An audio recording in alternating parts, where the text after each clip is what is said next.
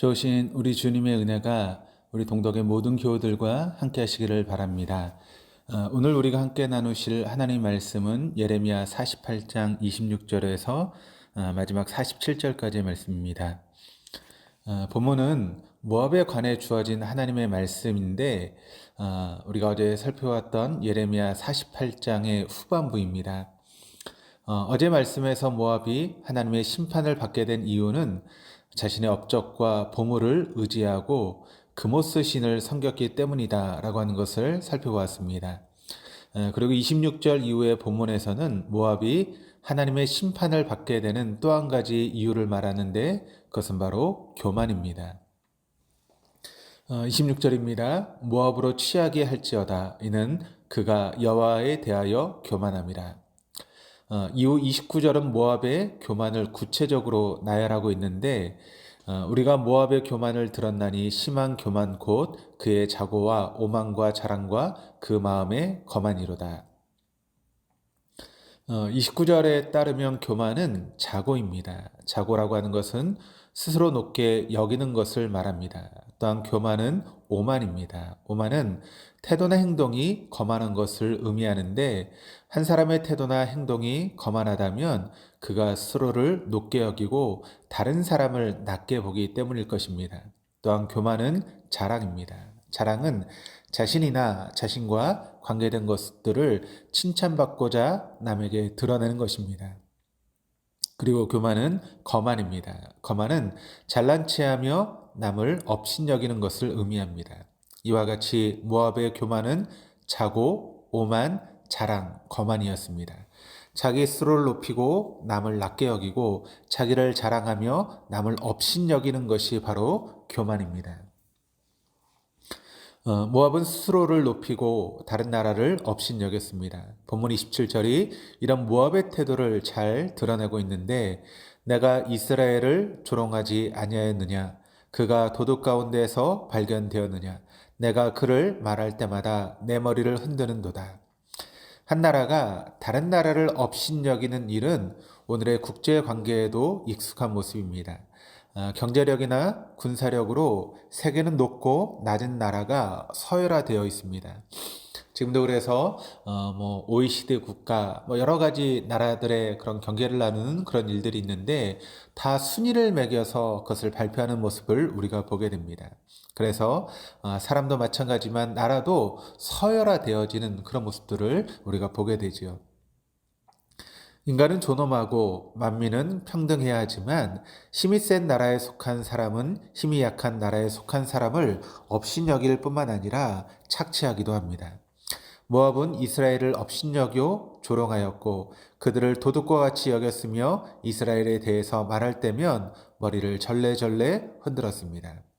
모압이 스스로를 높이고 이스라엘 백성들을 낮게 여긴 것은 곧 이스라엘 백성과 하나님을 향한 멸시였습니다.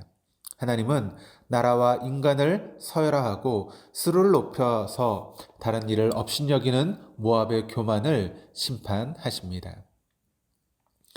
본문의 모압의 교만한 행위가 낱낱이 기록되어 있듯이 이 땅의 모든 교만한 행위는 하나님의 눈안에 있습니다. 또한 본문에서 모압의 교만한 행위가 실질적인 멸망으로 심판을 받듯이 이 땅의 모든 교만한 행위는 실질적으로 멸망을 맞음으로 하나님의 심판을 피하지 못할 것입니다.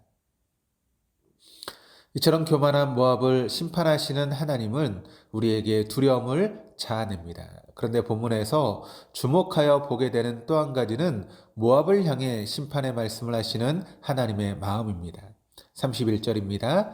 그러므로 내가 모압을 위하여 울며 온 모압을 위하여 부르짖으리니 무리가 길헤레스 사람을 위하여 신음하리로다. 교만하여 이스라엘을 조롱하는 모압을 위하여 하나님이 울고 신음하십니다.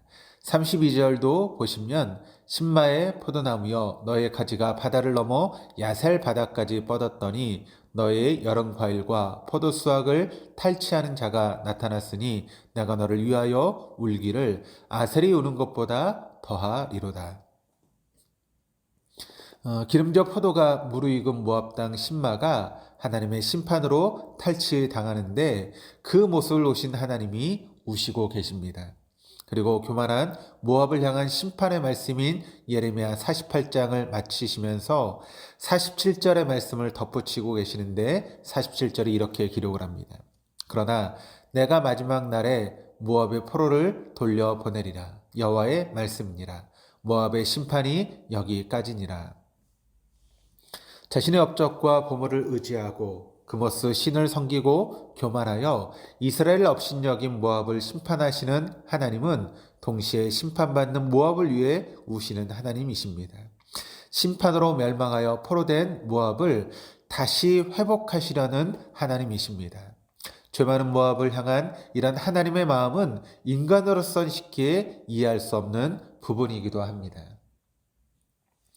우리는 모압을 향한 심판의 말씀인 예레미야 48장을 통해 두 가지의 진실을 마주하게 됩니다. 첫째는 하나님은 교만을 싫어하시고 교만한 자를 실질적인 멸망으로 심판하신다는 것입니다. 교만한 모압은 멸망당하고 포로로 잡혀 심판받았습니다.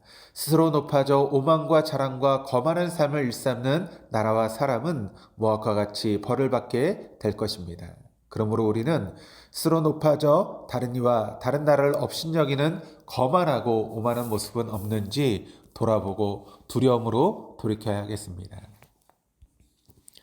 둘째로 하나님은 모압을 심판하시지만 그들을 위해 우시는 하나님이십니다.